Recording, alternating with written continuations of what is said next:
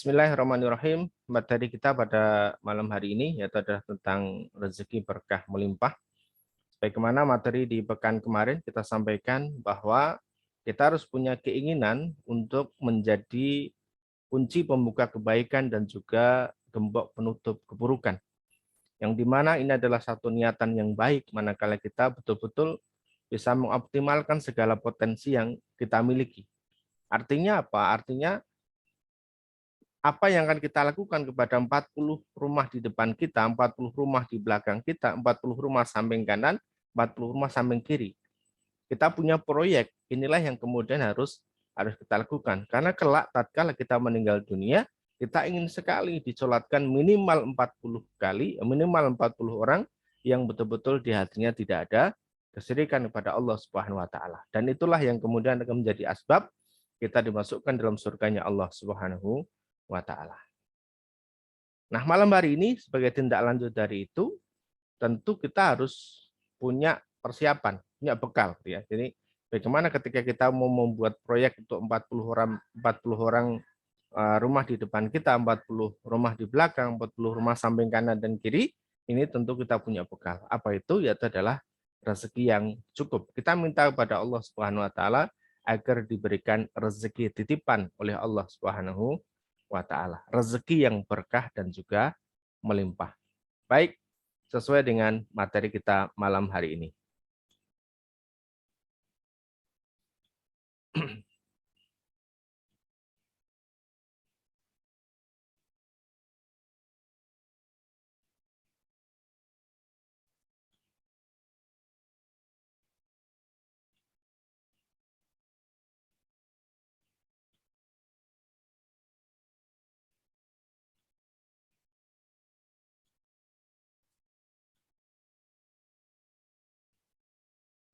Ya.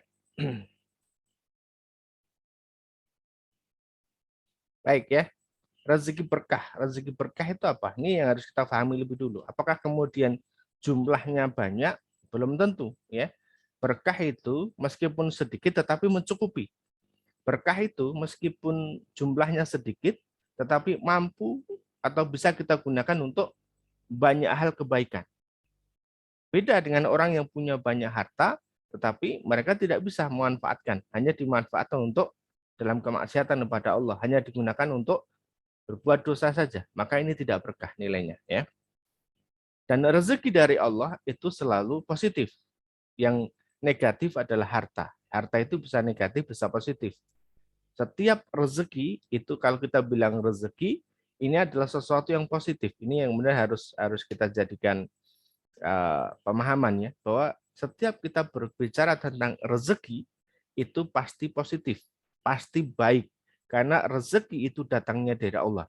Tetapi kalau kemudian rezeki yang berupa harta itu bisa saja baik, bisa juga tidak baik karena tergantung dari mana kita menggunakan harta tersebut. Nah, kemudian berkah sedikit itu mencukupi, sedikit tetapi mampu melakukan atau mampu kita gunakan untuk banyak hal kebaikan. Kemudian melimpah. Nah, ini yang kita harapkan, berkah dan juga melimpah berarti banyak gitu ya. Berarti melimpah, melimpah dan juga berkah. Kita punya banyak harta tetapi dengan banyak harta itu mampu mendekatkan diri kita kepada Allah Subhanahu wa taala. Kita mampu berbagi dengan orang-orang di sekitar kita. Kita mampu berbagi dengan orang di samping kanan, orang di samping kiri, orang di depan, orang di belakang rumah kita. Ini adalah berkah dan juga melimpah. Nah, bagaimana caranya? Allah Subhanahu wa taala sudah menjelaskan secara rinci di dalam Al-Qur'an. Kita tinggal kemudian mengikuti saja.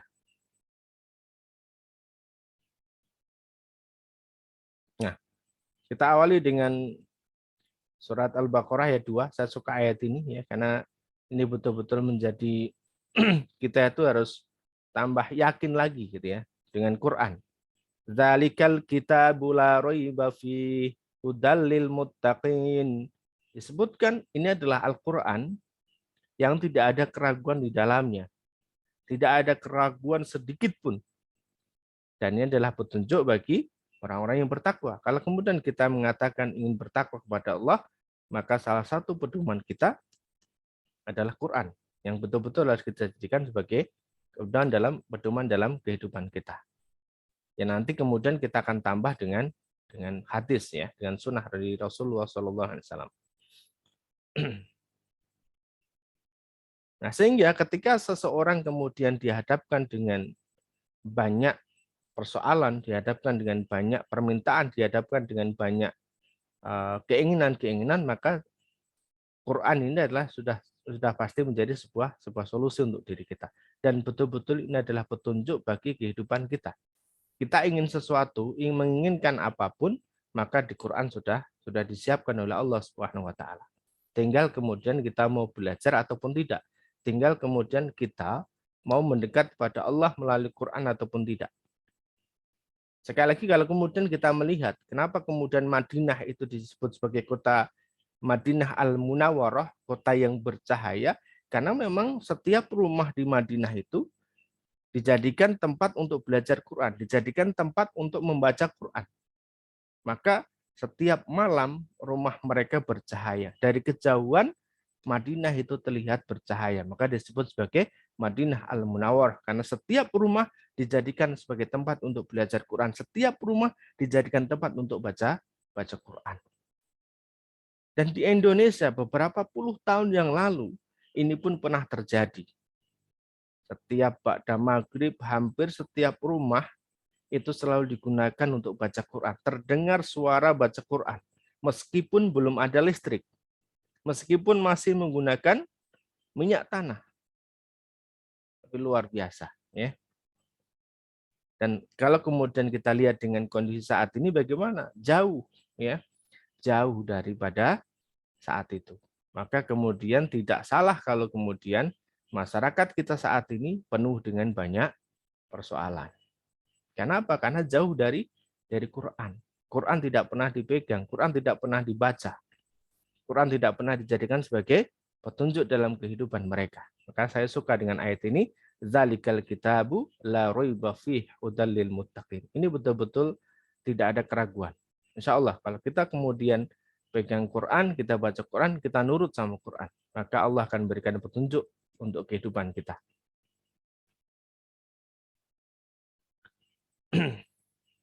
Kemudian di ayat yang berikutnya, ya, wabtaghi fima atakallahu darul akhirata wala tansa nasibaka minad dunya. Dan carilah pada apa yang telah dianugerahkan Allah kepadamu, yaitu adalah kebahagiaan negeri akhirat. Jadi kalau kemudian kita itu mendengar seruan Allah tentang akhirat, maka kita diminta untuk bersegera, berlari, jangan ditunda lagi. Untuk apa? Untuk mengejar kebahagiaan akhirat. Tetapi Allah kemudian juga tidak meninggalkan diri kita, Allah tidak melarang diri kita untuk mencari dunia. Wala tansa nasibaka minad dunya. Tetapi jangan engkau lupakan bahwa engkau itu hidupnya di dunia, engkau punya bagian di dunia. Maka carilah bekal-bekal untuk hidup di dunia. Jadi tidak hanya sekedar mencari bekal untuk di akhirat, tetapi carilah juga bekal untuk di dunia. Tentu bekal yang kita cari untuk kehidupan di dunia ini tidak lain dan tidak bukan adalah dalam rangka mempersiapkan kehidupan akhirat. Karena sejatinya kalau kemudian kita mencari harta, mencari rezekinya Allah yang berupa harta, maka Allah tidak lain menurunkan harta kecuali untuk beribadah kepada Allah. Untuk apa? Untuk membayar zakat dan juga sholat, menegakkan sholat. Maka kalau kemudian kita diberikan harta oleh Allah, maka tunaikanlah zakatmu, maka dirikanlah sholat. Dalam rangka apa? Dalam rangka kita mendekatkan diri kepada Allah. Harta yang diberikan oleh Allah, kita gunakan untuk zakat. Sisanya kita gunakan untuk memperbaiki sholat kita. Sholat yang biasanya kita tidak punya pakaian khusus, maka mulai sekarang ada pakaian khusus untuk sholat. Untuk bertemu dengan Allah Subhanahu wa Ta'ala.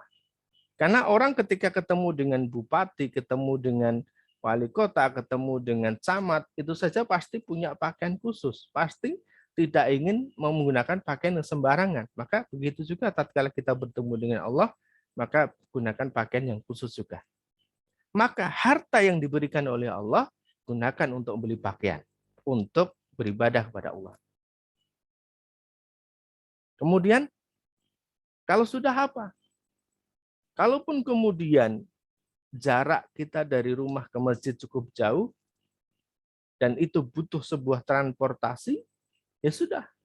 Harta yang diberikan Allah gunakan untuk beli transportasi, gunakan untuk beli motor, gunakan untuk beli mobil. Tidak hanya sekedar dirinya sendiri yang berangkat ke masjid, tetapi seluruh keluarganya diajak diboyong naik mobil berangkat ke masjid. Kalau sudah itu bagaimana? Allah masih kasih lebih harta untuk diri kita, gunakan lagi untuk menegakkan sholat. Yang tadinya sholat di Indonesia, maka sekarang sholatnya kita pindah. Di mana? Di Baitullah, di Masjidil Haram, di Masjidil Aqsa, di Masjid Nabawi. Ya. Jadi harta ini kita gunakan untuk memperbaiki sholat, untuk menegakkan sholat. Sholatnya kita pindah. Kita sholat di depan Ka'bah. Kita sholat di Masjid Nabawi. Dan itu butuh biaya. Maka harta yang diberikan oleh Allah, kita gunakan untuk ke sana. Maka niatkan setiap diri kita harus punya keinginan untuk bisa sholat di Baitullah dan sholat di Masjid Nabawi. Baik, ya. Jadi Allah ketika sudah menyeru, maka kita harus segera terkait dengan akhirat. Dan Allah juga memberikan bagian kita di dunia, ini tidak boleh kita tinggalkan.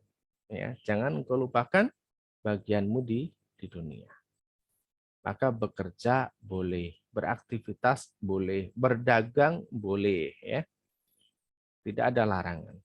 Nah, berikut tipsnya. Nah, sekarang bagaimana cara untuk meraih rezeki yang berkah dan melimpah itu? Kita akhirat sudah kita kejar nih. Sekarang kita ngomongin tentang dunia, ya. Di surat Al-Jumu'ah ayat 9. Ya ayyuhalladzina amanu idza nudiya lis-sholati min yaumil jumu'ati fas'au ila dzikrillahi wa darul bai' dzalikum khairul lakum in kuntum ta'lamun. Diseru lagi. Ya ayyuhalladzina amanu, hai orang-orang yang beriman, orang-orang yang di hatinya ada iman, orang-orang yang meyakini kelak akan bertemu dengan Allah Subhanahu wa taala, orang-orang yang meyakini bahwa akan ada hari pembalasan. Apabila diseru kepada engkau untuk menunaikan sholat Jumat, ayat ini terkait dengan sholat Jumat, tetapi oleh para ulama ini tidak sekedar sholat Jumat saja, tetapi sholat-sholat yang wajib juga. Ya, ada subuh, zuhur, asar, maghrib, isya. Ketika diseru, ketika ada panggilan azan, maka bersegeralah. Untuk apa? Untuk mengingat Allah. Mengingat Allah dalam hal ini adalah artinya segera untuk bangkit dan kemudian mengerjakan sholat. Jadi ketika sudah diseru untuk sholat, ya tidak hanya sekedar sholat Jumat saja, tetapi sholat fardu yang lain juga ketika sudah berkumandang azan, maka kita harus bersegera.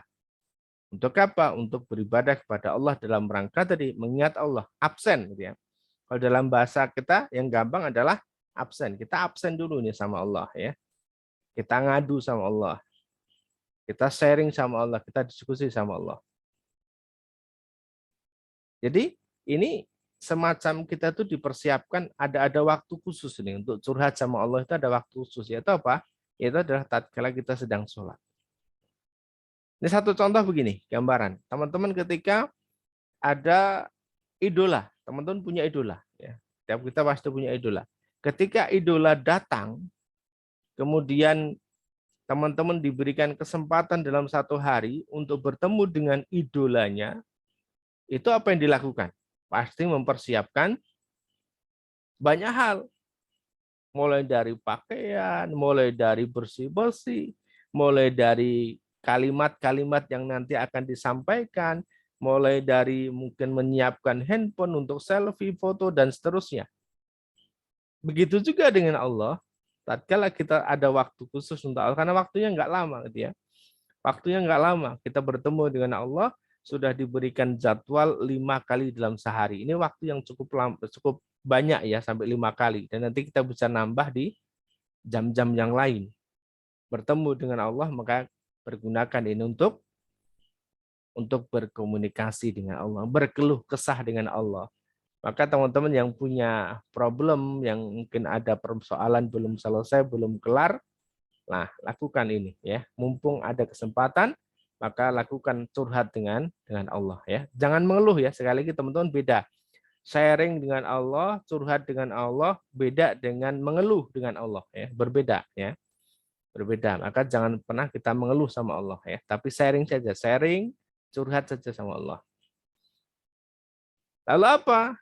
Tinggalkanlah jual beli. Jadi kalau sudah seperti ini, sudah kita mengingat Allah, maka kita diminta untuk meninggalkan jual beli. Artinya apa? Dunia ini kita tinggalkan. Tidak ada yang lebih penting daripada sholat. Apapun di dunia ini, yang paling penting adalah sholat. Maka kalau kemudian teman-teman sedang ada rapat, teman-teman sedang ada ketemu klien, meeting, dan sebagainya, stop dulu. Stop dulu, kita sholat. Ya. Nanti bisa dilanjut lagi pembahasan tentang deal-dealan proyek, itu nanti bisa dibahas lagi nanti ya. Dan justru nanti disinilah akan banyak keberkahan daripada rezeki yang kita dapatkan. Coba saja ya. Teman-teman yang jualan kalau waktunya sholat aja dulu. Teman-teman yang bekerja di kantor kalau memang waktunya bisa untuk sholat di awal waktu, sholat di awal waktu. Jamaah ya. Nanti akan dimudahkan dalam segala aktivitasnya. Jangan takut kalau kemudian justru pendapatan kita menurun lantaran kita mengerjakan sholat. Justru nanti akan banyak ya, akan banyak manfaatnya. Dzalikum khairul lakum in kuntum ta'lamun. Yang demikian itu lebih baik bagimu jika kamu itu mengetahui. Dan ini jauh lebih baik. Yang mana? Yang kita segera memenuhi panggilannya Allah, kemudian meninggalkan dunia ini, meninggalkan jual beli. Ini jauh lebih baik. Apalagi dalam azan kita diseru oleh Allah, hayya 'alas shalah, hayya 'alal falah. Nah itu. Mari yuk datang ke Allah. Aku beri kamu kebahagiaan, aku beri kamu keuntungan, aku beri kamu kesuksesan. Aku beri kamu solusi, ya, kan begitu ya. Falah. Falah itu kemenangan, solusi, kebahagiaan di sini ya. Itu dekat dulu dengan Allah ya, mendekat kepada Allah. Segera, jangan ditunda.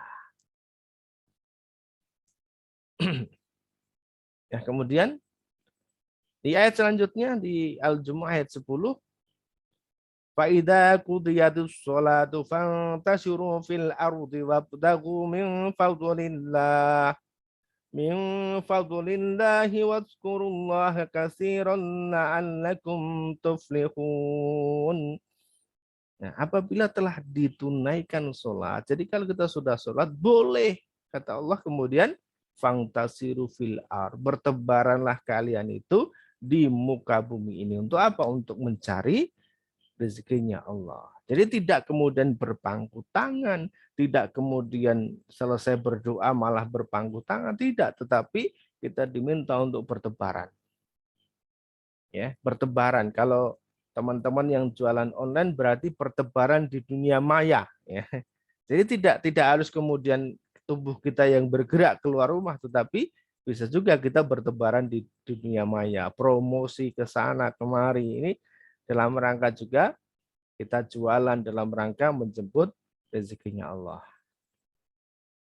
Ya, maka boleh kemudian kita bertebaran di muka bumi. Dan dalam rangka apa? Dalam rangka mencari rezekinya Allah. Tidak kemudian berdiam diri. Jadi ada istilahnya kita juga harus ikhtiar bumi. Ya, kalau kemudian kita sudah melakukan ikhtiar langit, maka sudah saatnya juga kemudian kita ikhtiar bumi.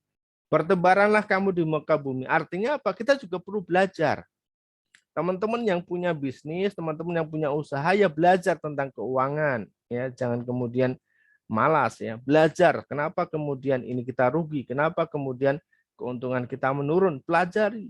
Jangan-jangan promosi kita menurun juga. Jangan-jangan kita nggak pernah promosi. Ya. Teman-teman yang jualan pengen laku tiap hari tapi nggak pernah promosi, ya nggak akan bisa. Ya. Dan bisa jadi promosi kita saat ini itu lakunya atau terjualnya, dapat pembelinya itu baru pekan depan. Bisa jadi. Maka jangan pernah berhenti, lakukan terus. Ya, saya sering sering sedih juga ataupun ketika melihat orang-orang yang kemudian mereka tawakalnya luar biasa. Kita kalah jauh tawakal dengan mereka. Mereka setiap hari berjalan kaki ribuan kilo untuk menjajakan dagangan mereka tanpa ada rasa mengeluh dan putus asa. Karena mereka yakin tatkala mereka pulang nanti akan mendapatkan rezeki dari Allah Subhanahu wa taala. Dan itu mereka lakukan. Kita yang mungkin punya kelebihan ilmu, kita punya kelebihan dunia, ya ada dunia sosial untuk saat ini ya, ada dunia maya yang kemudian kita masih malas-malasan dan masih ogah-ogahan. Dan kemudian disampaikan oleh Allah lagi, dan carilah karunia Allah. Ya, jadi kita bertebaran, carilah karunia Allah. Nah, satu hal yang menarik di sini adalah Allah sebutkan apa? Allah sebutkan wadzkurullah, dan ingatlah Allah kasiron, banyak-banyak. Dan ingatlah Allah dengan banyak-banyak. Artinya apa? Artinya setiap detik kita itu, dalam kita itu mencari rezekinya Allah, dalam rangka kita itu bertebaran di muka bumi, kita harus ingat Allah. Maksudnya gimana? Kita tidak boleh kemudian melanggar aturan Allah. Cari rezeki yang berarti yang halal. Kalau pengen rezekinya berkah, berarti harus nyari rezeki yang halal. Caranya benar. Yang kita jual harus benar. Produknya benar. Cara jualnya bu benar. Ya, jangan ada kemudian tipu-tipu. Ya.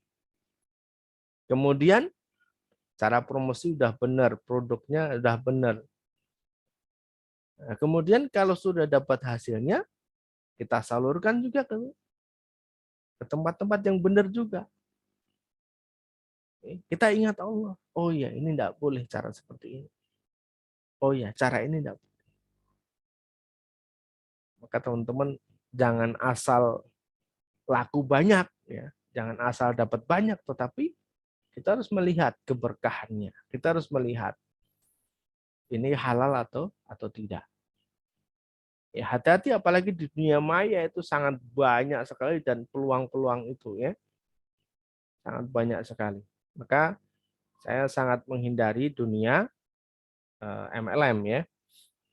Meskipun tidak semua, tetapi saya menghindari ya, menghindari karena agar untuk lebih kita berhati-hati kepada Allah Subhanahu wa taala.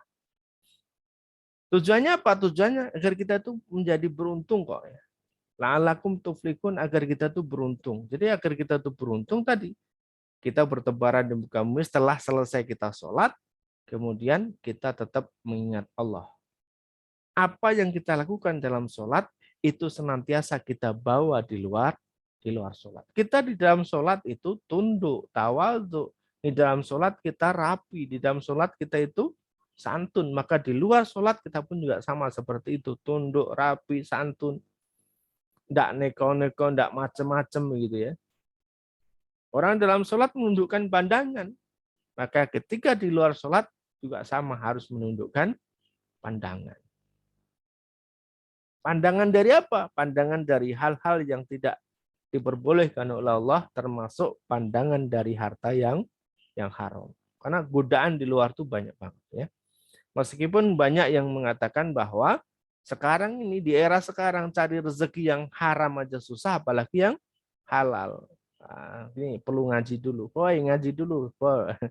ngaji dulu bro ya. Tidak seperti itu. Insya Allah cari rezeki halal itu mudah. Asal tahu caranya. Ya, baik. Kita lanjut lagi. Nah, kemudian di Al-Jum ayat 11, wa idza ra'au tijaratan aw lahwan faddu ilaiha wa tarakuka qa'ima qul ma indallahi khairum minal lahwi wa minat tijarah wallahu khairur raziqin. Dan apabila mereka melihat perniagaan ataupun permainan, mereka akan bubar. Dan ini sama seperti diri kita. Ya. Kita sholat pengen cepat-cepat, pengen segera selesai. Ingin apa? Ingin segera kembali ke perniagaan kita. Padahal kita punya waktu yang banyak untuk curhat sama Allah. Ya. Dan mereka tinggalkan kamu Muhammad, sedangkan kamu masih berkhutbah.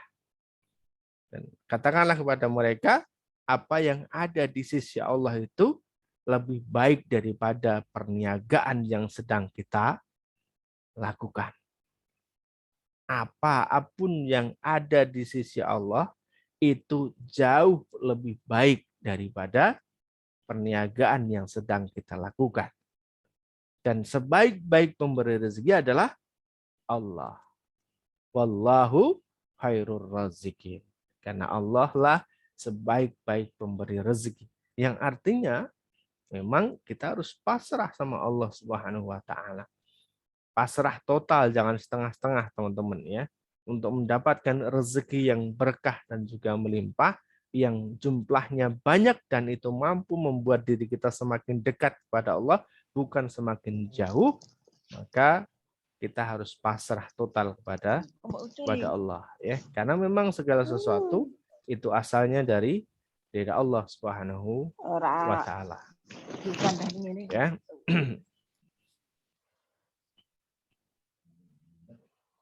Yang kok sih Baik. Izin untuk bulat, wong jelas ini kok bulat. Untuk mematikan ya. Oke. Lanjutkan.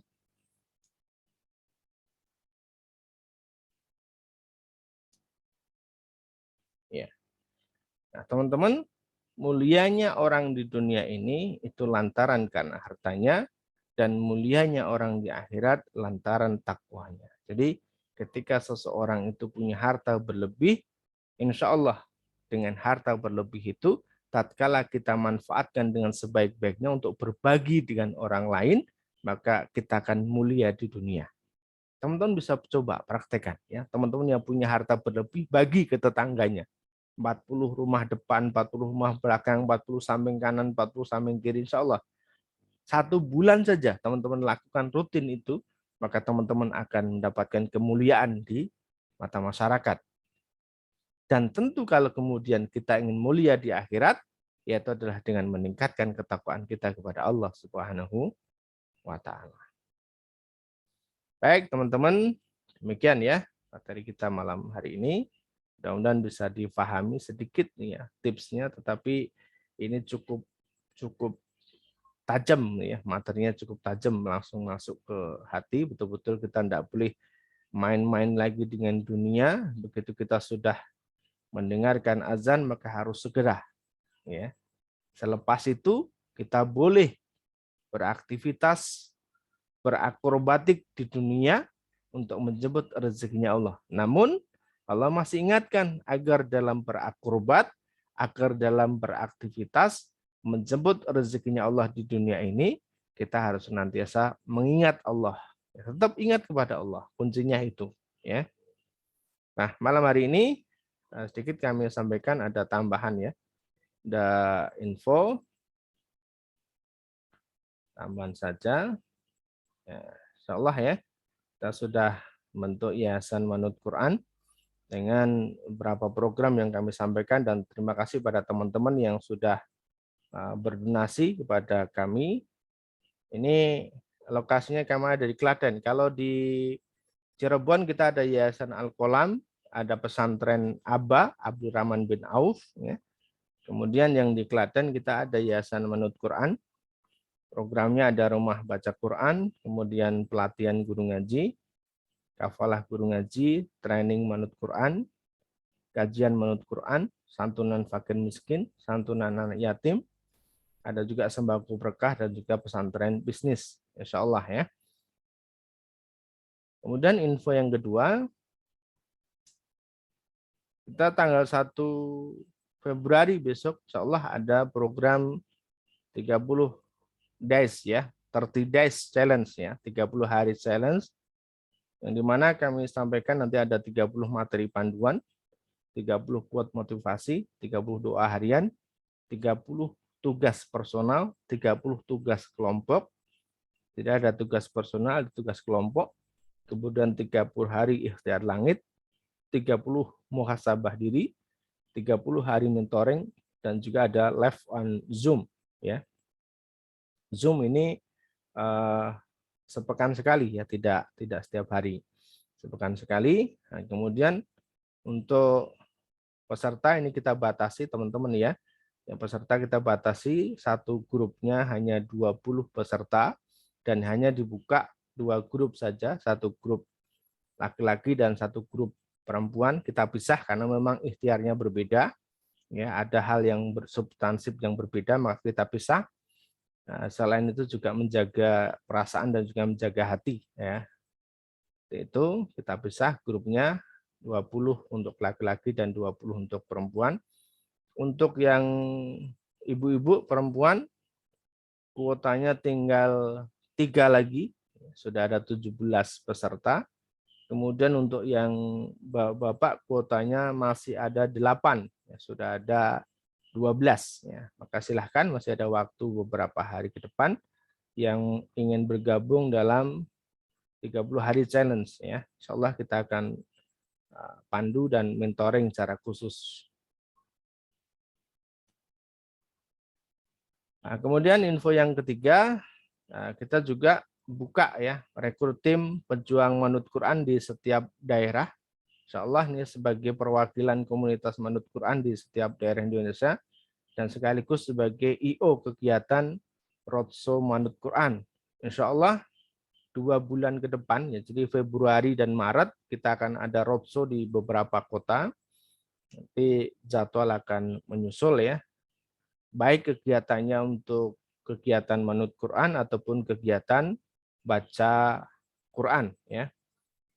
Termasuk ini info yang keempat ya. Jadi karena Ramadan sudah dekat sebentar lagi, ya, jadi kita akan mengadakan roadshow rubaiyat ya, di mana nanti ada kelas belajar baca Quran. Jadi sehari bisa baca Quran dari pagi sampai dengan sore. Peserta hanya kita batasi ya, 5 sampai dengan 20 orang saja setiap kelasnya ini dalam satu hari. Insya Allah pagi datang belum bisa baca Quran, sore sudah bisa baca Quran.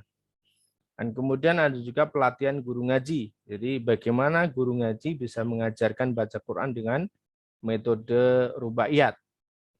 Nah, selain itu nanti juga akan ada seminarnya. Seminar bagaimana agar para guru ngaji mau mengajarkan baca Quran. Orang-orang sudah bisa baca Quran agar tergerak hatinya untuk belajar dan juga mengajarkan Al-Quran. Khairukum man ta'allamal Quran wa 'allamahu. Ya, insyaallah seperti itu. Ini tambahan saja, nanti info lebih lanjut bisa langsung ke WA ya, baik ke admin ataupun ke saya secara langsung.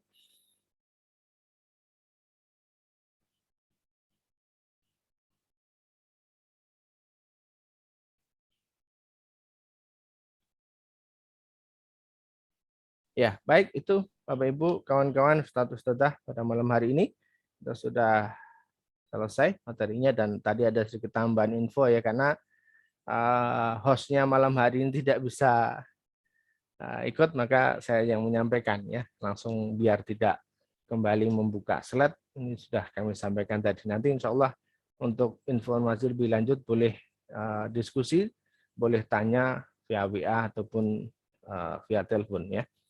Baik, kita akan lanjutkan untuk diskusi sharing pada malam hari ini terkait dengan materi kita.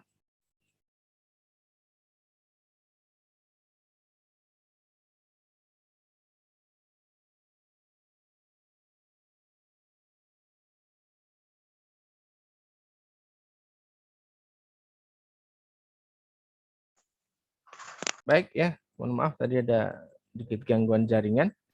Bisa kita lanjut ya untuk diskusinya. Silakan jika ada yang ingin bertanya secara langsung, sharing, mau menyampaikan unek-unek boleh ya. Tapi jangan terkait dengan hal pribadi atau privasi ya. Hal privasi nanti boleh secara chat secara pribadi saja. Yang di sini kita secara umum saja boleh ditanyakan, boleh kita sharingkan.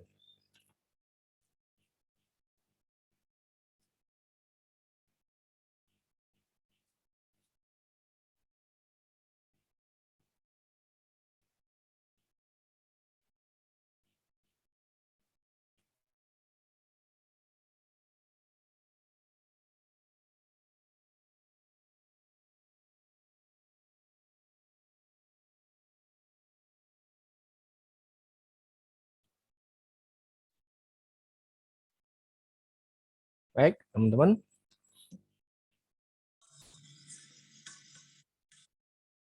Cukup, tidak ada pertanyaan, tidak ada sharing, tidak ada diskusi.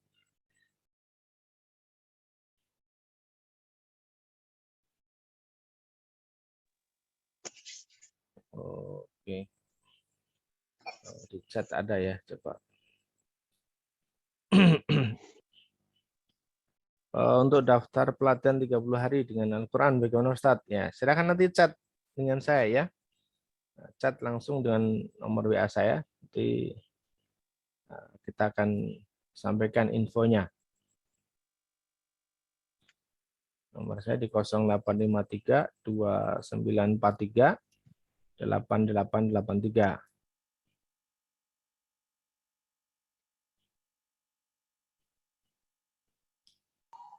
Ulang saat nomor telepon saat 0853 0853 2943 8883. 8883 ya. Itu saya tulis. 0853 Saya tulis di chat ya. Saya tulis di chat, silakan bisa di ini yang belum save nomor saya.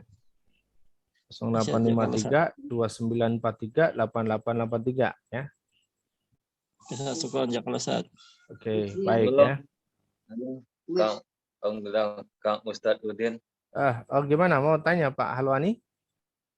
Iya. Atau mau sharing? Boleh ya, silakan. Tafadhol. Ya. Assalamualaikum warahmatullahi wabarakatuh. Waalaikumsalam warahmatullahi wabarakatuh. Saya akan menanyakan sedikit tentang mungkin tema malam ini tidak disinggung dengan tadi ayat yang kita baca. Mudah-mudahan dengan tema ini mungkin ada hubungannya dengan yang ayat yang kita dengar dan bersama-sama kita dengar dan kita baca. Demikian Pak Ustadz. Mohon maaf bila itu. Assalamualaikum warahmatullahi wabarakatuh. Waalaikumsalam warahmatullahi wabarakatuh. Ya, gimana Pak Ti, bisa diperjelas lagi maksudnya gimana? Pak Halwani? Ya. Mohon maaf, gimana? Tema mungkin dari surat Al-Kahfi ayat 71 sampai 82. Oh, begitu. Itu mungkin ada hubungannya, mungkin memperkuat ataukah dengan judul ini kita bisa mengambil hikmah dari ayat tersebut. Ya. Jadi tilawah kita itu adalah dirutinkan kita baca Al-Kahfi ya. Jadi Al-Kahfi memang kita belum bedah secara khusus waktunya. Nanti insya Allah kita ada waktunya juga membedah Al-Kahfi ya, ayat per ayat.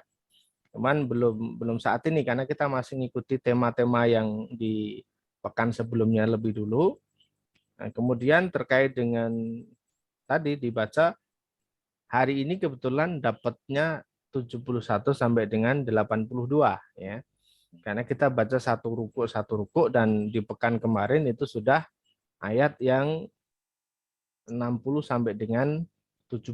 Nah, seperti itu Pak Halwani. Nanti insya Allah secara secara ayat per ayat di surat Al-Kahfi kita akan sampaikan juga, karena memang kita ingin membiasakan dulu bahwa malam Jumat ataupun hari Jumat kita bisa gunakan untuk membaca surat Al-Kahfi, karena itu sunnahnya seperti itu ya.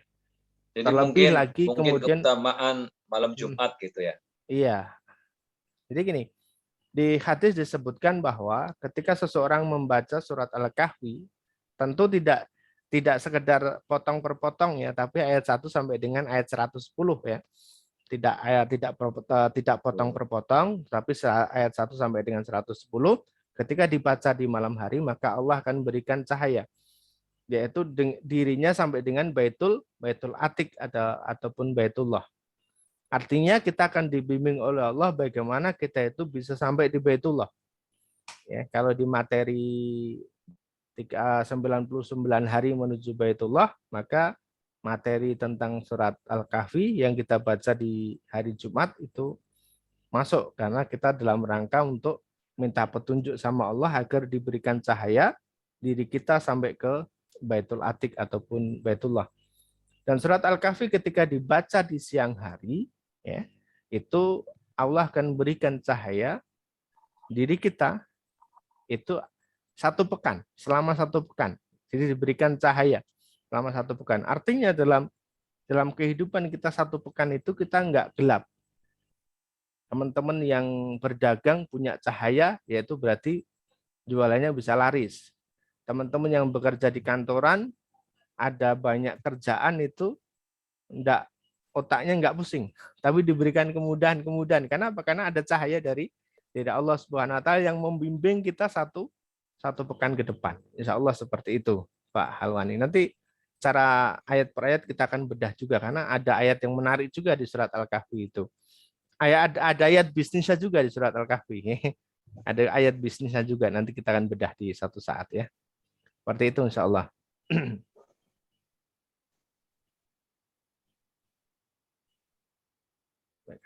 Ada lagi ya. Saya lanjutkan tadi ada. Oke. Baik, Bu Nuning boleh ya. Nah, Bu Nuning ini yang sekarang sudah live atau belum ini? Ini Bu Nuning ini termasuk murid saya dulu ya.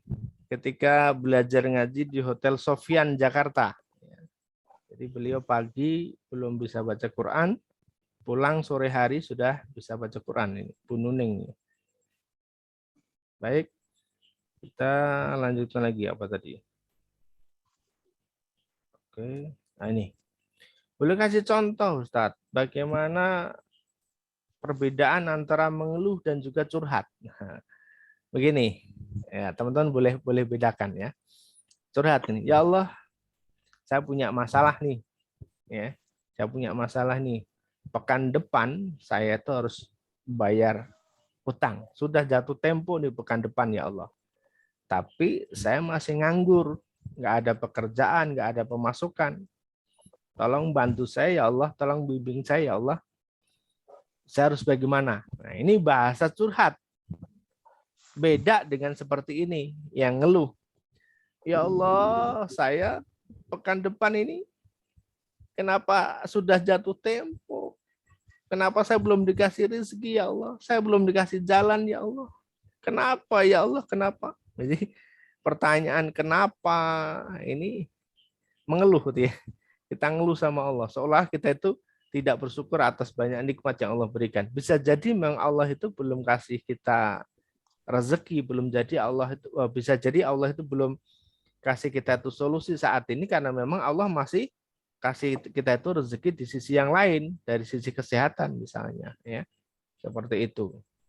Itu ya, jadi bedanya. Mengeluh itu kayak protes ya. Kenapa saya diberikan ujian seberat ini ya Allah, saya tuh nganggur.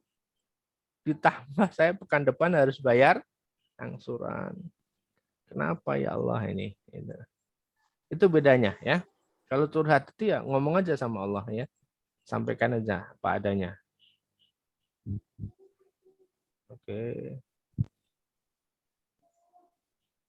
Baik, ya, ternyata izin live. Oke, silakan Muhammad Nahar ya. Dipersilahkan ya. Baik,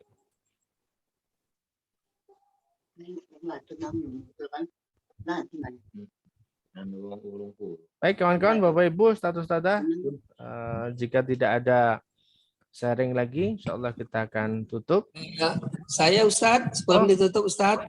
Oke, silakan. Ini siapa nih? Miftahul Irham. Ya, dari Medan Ustadz. Oke, silakan. Tafadhol. Gini Ustadz, menarik juga yang tadi Ustadz sampaikan antara mengeluh dan curhat ya kan. Tapi kadang di sisi lain begini Ustadz, kalaupun kita mengeluh, kenapa kita tidak boleh mengeluh? Saya berpikir begini, bukankah semua keluhan, semua persoalan, semua apapun kita curhatkan sama Allah. Betul. Kita minta solusi, kita harus melibatkan Allah. Artinya seperti yang Ustadz bilang, jangan mengeluh begitu kan. Mungkin saya berkeyakinan atau berpendapat boleh-boleh saja kita mengeluh.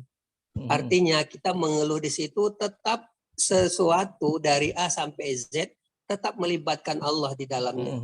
Mungkin itu menurut saya Ustadz boleh dari ada pandangan Ustadz yang lain. Terima kasih Ustadz. Assalamualaikum warahmatullahi wabarakatuh. Iya, waalaikumsalam warahmatullahi wabarakatuh. Ya betul. Yang penting jangan sampai kemudian kita jadi protes sama Allah. Selama kemudian kita masih meyakini bahwa Allah itu akan datang dengan memberikan pertolongan kepada kita, insya Allah ya, itu masih dalam tataran yang diperbolehkan oleh Allah Subhanahu wa taala. Selama kalau tadi disebutkan Pak Miftahul Irham, selama kita ngeluhnya sama Allah, ya it's okay kan gitu. Kecuali kalau kita ngeluhnya sama makhluk ya udah beda lagi urusan ya. Apalagi kalau kemudian kita sudah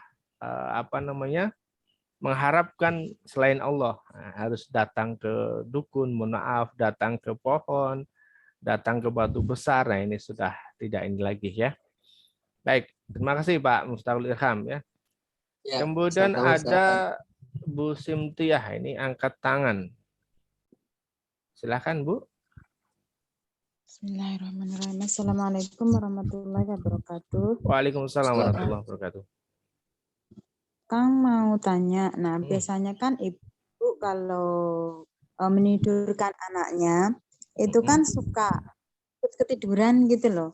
Nah, bagaimana kadang sudah waktunya masuk sholat. Biasanya kan kalau anak-anak masih kecil itu habis mau isya itu suka mau tidur. Nah pas sudah azan anaknya mau udah rewel minta ditidurin gitu. Nah pas menidurkan anaknya agar kita tidak ketiduran gitu loh, bagaimana? Karena saya kalau menidurkan anaknya ikut ketiduran, jadinya nanti saya sholat isyanya kadang ya udah terbangun ya, kadang udah malam, kadang gitu. Ya, oke. Ya, ini sebenarnya teknis saja. Ini terkait ini teknis ya. Ya, saya pun juga punya anak kecil. Ini terkait teknis saja. Ubah kebiasaannya. Ya, ubah kebiasaannya. Kalau sebelum isya atau sudah azan isya, jangan ajak anak tidur. Cari alternatif lain. Ya. Fokuskan ke yang lain sehingga ibu sholat dulu. Ya, sholat nggak sampai 10 menit. Anak bisa dikasihkan kakaknya atau ke siapa saja. Yang penting jangan kemudian dituruti untuk sholat itu, ya, untuk tidur. Mohon maaf, ya.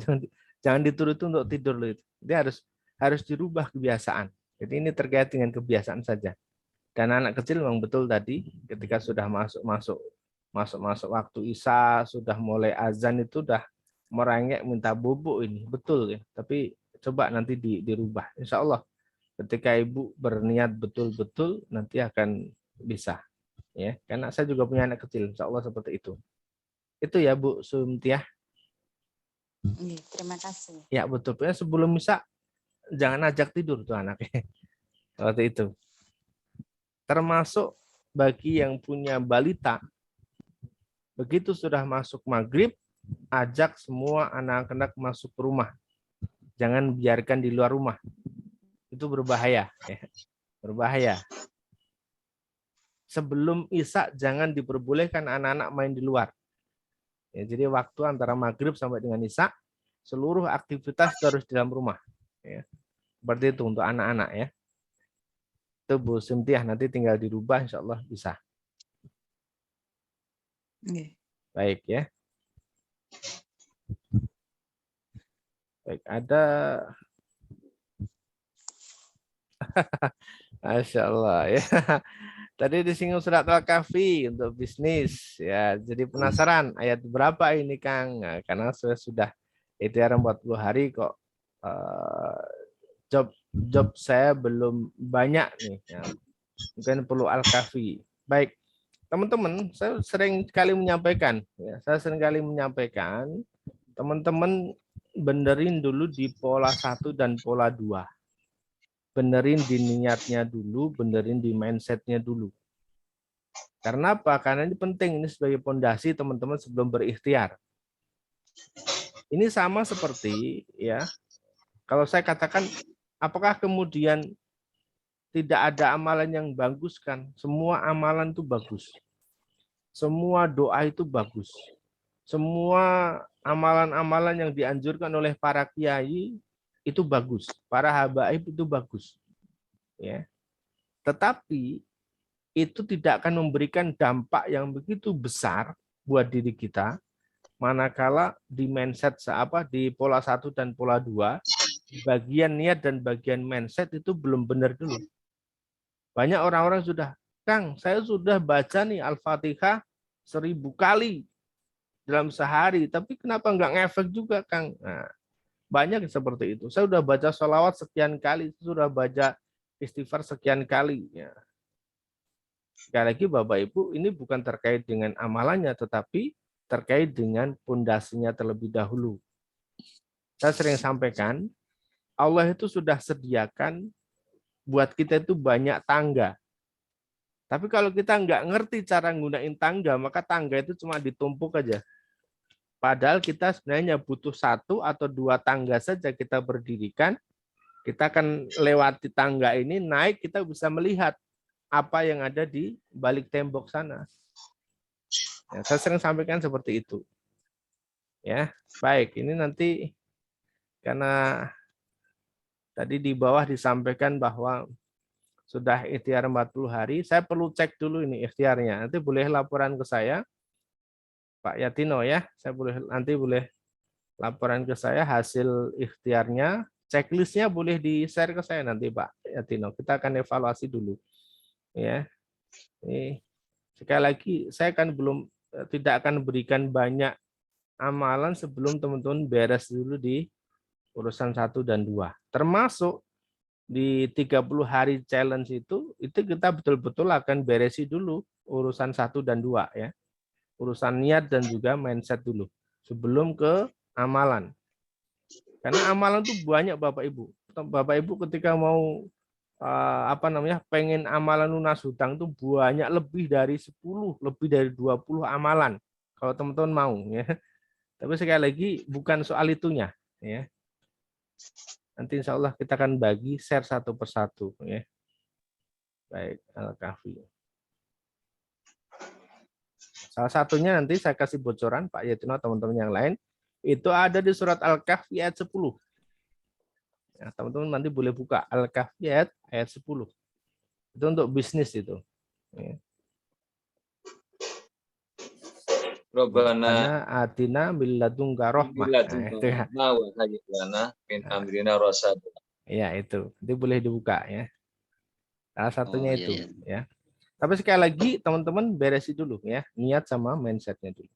Baik, ini ada dari Ibu Dwi Kartika. Assalamualaikum warahmatullahi wabarakatuh. Kang, kalau sholatnya di rumah bagi perempuan tetap ngejalanin sholat rawatib? Iya, ya, sholat rawatib di rumah ya. Karena kalau perempuan yang checklistnya itu perempuan tetap sholat di rumah ya, lebih utama sholat di rumah. Kecuali kalau memang sebagai sarana dakwah dan tidak memunculkan fitnah, itu boleh di masjid. Ya, seperti itu. Oh, ada yang kelewat tadi ya. Dari Dwi Anton. Assalamualaikum Ustadz, perkenal saya Dwi Anton dari Cilacap. Oke, salam kenal. Saya sudah 7 bulan belum mendapat penghasilan setelah kena PHK. Berarti 7 bulan itu berarti sekitar Ramadan ya, habis Idul Fitri berarti, Idul Fitri. Sholat saya 5 waktu jamaah di masjid, baik alhamdulillah ya. Sholawat, zikir dan baca Quran juga sudah rajin, baik alhamdulillah. Di waktu nganggur ini saya gunakan untuk berbakti pada orang tua, alhamdulillah. Saat ini apa nih? Berikhtiar jualan online namun belum ada penghasilan, mohon nasihatnya. Baik ya, alhamdulillah ini luar biasa nih Pak Duyanton, perlu bersyukur pada Allah Subhanahu wa taala.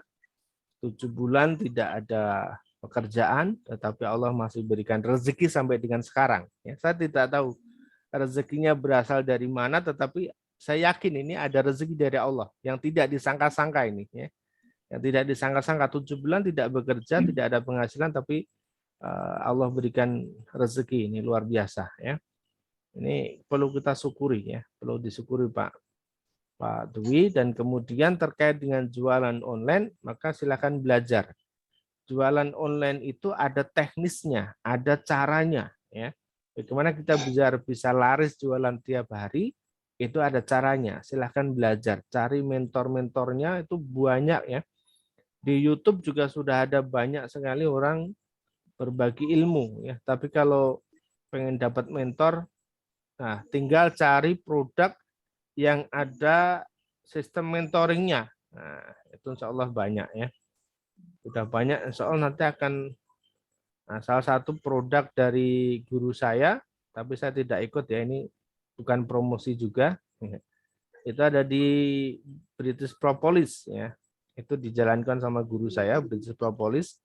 Nah, beliau ada mentoringnya, insya Allah ya. Teman-teman silakan nanti yang mau gabung boleh, atau mau gabung di bisnis saya Mahir Saffron juga boleh ya. Ada mentoringnya, silakan. Seperti itu. Oke, ini ada yang angkat tangan lagi. Ova Nova, Ibu ya berarti ya. Ova Nova, Ibu Ova Nova. Iya, Assalamualaikum warahmatullahi wabarakatuh, Kang. Waalaikumsalam warahmatullahi wabarakatuh. Silakan. Saya mau bertanya terkait masalah berdoa itu ya, Kang. Kalau misalnya berdoa yang baik dan benar ketika meminta itu seperti apa gitu. Sementara tadi kata Kang sendiri, jadi kita tidak boleh, misalnya kita dikasih ujian, ya Allah kenapa saya dikasih ujian gitu kan. Terus kenapa ya Allah doa saya belum dikabulkan gitu. Nah, cara berdoa yang baik itu yang seperti apa ya Kang? Ya, okay. Nah itu yang pertama. Yang kedua, saya suka melaksanakan sholat qobliyah subuh ya. Nah, tapi memang saya akui saya belum bisa istiqomah. Apabila saya kesiangan nih Kang, bangunnya di antara jam 5, itu masih bisa melaksanakan sholat qobliyah subuh atau tidak? Oke. Iya, mungkin pertanyaannya cukup sekian Kang. Okay. Ya, terima kasih. Assalamualaikum. Waalaikumsalam warahmatullahi wabarakatuh. Ya, ini menarik banget ya. Doa. Terkait dengan doa, saya sudah menjabarkan di buku Manut Quran Bisa Kaya di bagian pola rezeki yang kelima ya. Jangan pernah lelah untuk berdoa, jangan pernah lelah untuk meminta kepada Allah Subhanahu wa taala. Salah satu cara sebelum kita tuh berdoa adalah lakukan amal soleh terlebih dahulu. Awali amal soleh terlebih dahulu. Nah ini teman-teman yang kemudian saya pengen menggarisbawahi, teman-teman ketika beramal, ketika melakukan ibadah, itu lakukan karena Allah. Ya. Nanti jadi begini, ada teman-teman yang kemudian kemarin sering mengatakan bahwa ibadah kita tidak boleh untuk dunia, sedekah tidak boleh kita minta untuk dunia atau mengharapkan balasan dunia. Oke, betul ya, betul seperti itu. Tetapi Allah menyampaikan, Rasul menyampaikan bahwa awali doamu itu dengan dengan amal soleh, dengan amal kebaikan. Yang artinya apa? Kita bisa baca Quran, kita bisa sedekah, kita bisa sholat sebelum kita meminta kepada Allah. Sholat kita karena Allah. Sedekah kita karena Allah. Amal soleh kita yang lain juga karena Allah. Puasa, zakat, dan sebagainya karena Allah. Selepas itu, kita angkat tangan, kita doa sama Allah. Nah itu, kita minta dunia boleh. Ya. Selepas itu, kita minta dunia boleh. Ya. Bahkan disebutkan, soal garam pun kita boleh minta sama Allah. Soal sendal hilang pun kita boleh minta sama Allah. Ya. Seperti itu. Itu yang pertama. Ya. Jadi, awali dengan amal soleh. Maka teman-teman yang sudah menjalankan ikhtiar langit, yang sudah merutinkan sedekah subuh, habis sedekah teman-teman boleh nangis ya, doa. Habis sedekah doa sama Allah, ya Allah, ya, mudahkan segala aktivitas saya, mudahkan rezeki saya, boleh. Teman-teman boleh sedekah, kemudian berdoa kepada Allah, ya, minta kepada Allah. Selesai baca Quran jangan sekedar ditutup saja, tapi doa sama Allah. Ya. Shadaqallahul azim. Tutup Qurannya, angkat tangan, doa sama Allah. Selesai sholat, doa sama Allah. Nah, seperti itu. Puasa, selesai puasa, waktu kita mau buka, itu kan ada doanya. Ya. Dan itu mustajab, dijabah oleh Allah. Jadi selesai kita seharian berpuasa, itu kan amal soleh. Kan? Kita berdoa kepada Allah Subhanahu wa Ta'ala. Kemudian yang kedua, awali dengan kita itu menyanjung Allah Subhanahu wa Ta'ala dengan Asmaul Husna, dengan zikir. Itu termasuk juga dalam rangka kita itu menyanjung Allah Subhanahu wa Ta'ala. Subhanallah, alhamdulillah, la ilaha illallah, Allahu akbar. Nah, seterusnya ya. Termasuk ada ya hayyu ya qayyum, ya hanan, ya manan, ya fatah, ya rozak. Nah, itu ya boleh digunakan ya sebelum kita doa. Allah atau misalnya Allahumma antas salam wa minkas salam wa ilaika ya'udus salam wa hayna rabbana bis salam wa adkhilna jannata darussalam tabarokta. Nah, ini tabarokta ya dzal jalali wal ikram. Kata di sebuah hadis, ketika seseorang mengucapkan tabarokta ya dzal jalali wal ikram, kata Nabi, doamu akan dijabah oleh Allah Subhanahu wa Ta'ala. Nah, seperti itu. Kemudian sholawat. Ya. Belum kita doa, diawali dengan sholawat dulu. Allahumma sholli ala Muhammad, atau pakai Sayyidina juga boleh. Ya. Seperti itu, baru kemudian kita sampaikan hajat kita sama Allah. Ya. Itu Bu Nova. Ya. Lalu kemudian selesai doa, kita berprasangka baik sama Allah bahwa doa kita akan dikabulkan oleh Allah. Ya, kita berprasangka baik sama Allah. Ditunggu saja, insya Allah. Ya, doa kita akan dijabah oleh Allah. Baik itu sesuai dengan apa yang kita minta, baik itu akan ditunda oleh Allah, ataupun akan diganti dengan yang jauh lebih baik oleh Allah. Karena respon Allah ada 3. Ya. Dijawab sesuai dengan apa yang kita minta langsung. Yang kedua, dijawab sesuai dengan apa yang kita minta tapi ditunda waktunya. Kemudian atau juga diganti dengan yang jauh lebih baik. Nah, seperti itu. Atau ketika tidak dijawab di dunia, doa kita itu akan dibalas di akhirat. Maka tidak ada kerugian bagi orang-orang yang berdoa. Karena doa itu adalah ibadah. Kemudian pertanyaan yang kedua tentang qobliyah subuh atau salat fajar ya. Ini Nabi pernah, ini sebagai satu riwayat yang kemudian agar kita jadi pembelajaran untuk diri kita. Nabi suatu ketika dalam perjalanan bersama dengan beberapa sahabat, ketika itu malam hari yang diberikan jatah untuk berjaga adalah Bilal. Ternyata Allah tidurkan Bilal juga. Jadi semua satu rombongan tidur tuh.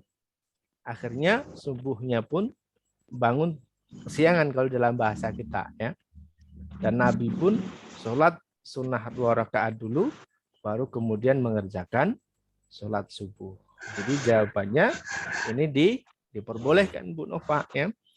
Kalau tadi misalnya bangun jam 5, kemudian sebelum sholat subuh, sholat 2 rakaat dulu, baru kemudian sholat subuh.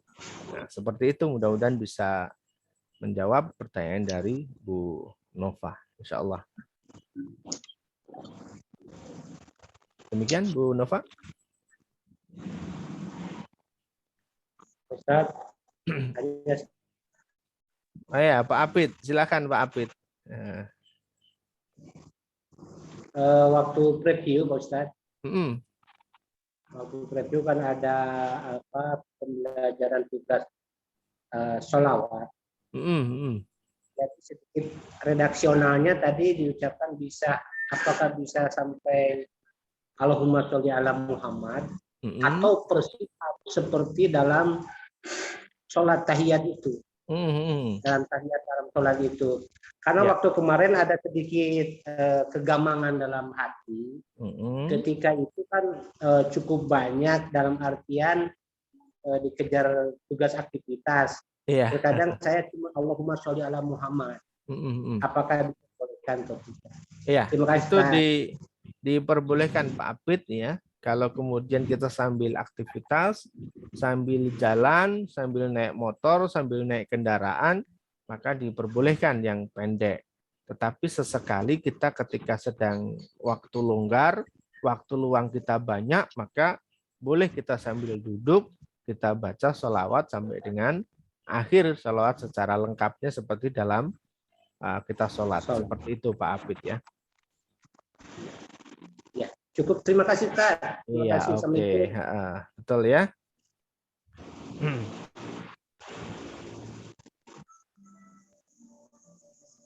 Baik ya, Bu Nova tadi mudah-mudahan bisa dipahami juga, bisa dijawab. Ya, Kang. Oke, baik. Ternyata sudah pukul 9.30 waktu Indonesia Barat. Mudah-mudahan ini bisa memberikan tambahan ilmu untuk kita pada malam hari ini sampai dengan nanti bekal kita ke depan. Mudah-mudahan insya Allah ketika seseorang mau belajar ayat-ayatnya Allah Subhanahu wa taala, satu hal yang menarik kenapa kemudian Rasulullah bersama dengan para sahabat itu dalam waktu 23 tahun mampu menyelesaikan problematika kehidupan yang selama 600 tahun itu berhenti atau tidak tersolusikan ya. Solusi problematika selama 600 tahun itu bisa diselesaikan Rasulullah bersama dengan para sahabat itu lantaran mereka setiap hari belajar 10 ayat ya. Belajar 10 ayat. Tatkala kita mau merutinkan setiap hari itu membaca atau belajar 2 ayat per hari, maka insya Allah kita bisa menyelesaikan kurikulum Al-Quran 30 juz itu selama 9 tahun. Kalau kita 3 ayat per hari, maka kita butuh waktu 6 tahun untuk menyelesaikan kurikulum 30 juz Al-Quran. Kalau kemudian 4 ayat per hari, kita hanya butuh 5 tahun untuk bisa menyelesaikan kurikulum Al-Quran ya selama 5 tahun ya 30 juz itu. Maka ketika Rasulullah bersama dengan para sahabat mereka 10 hari berayat dan itu rutin ya. Dan yang menariknya ketika di Madinah saat itu adalah pembelajarannya itu berkala ya. Jadi teman-teman gantian. Kalau kita lihat kisahnya penggembala yang gantian itu luar biasa, sungguh menarik sekali. Begitu habis bertemu dengan Rasulullah, dapat ayat yang disampaikan oleh Rasulullah, mereka kembali ke komunitasnya itu dengan semangat sekali, ya seperti itu. Dan kita insya Allah apa yang kita lakukan sedikit demi sedikit, mudah-mudahan ini menjadi benih-benih kebaikan yang akan terus berkembang dan juga menjadi kebaikan yang akan memberikan pahala untuk kita semuanya, meskipun kita sudah kembali kepada Allah Subhanahu wa taala. Amin amin ya rabbal alamin. Kita akan sambung di pekan depan. Kita akan tutup dengan doa kafaraah majelis ya. Hamdalah dan doa kafaraah majelis. Alhamdulillahirabbil alamin. Subhanallah wa bihamdika asyhadu an la ilaha illa anta astaghfiruka wa atubu ilaik. Assalamualaikum warahmatullahi wabarakatuh. Waalaikumsalam. Waalaikumsalam warahmatullahi wabarakatuh.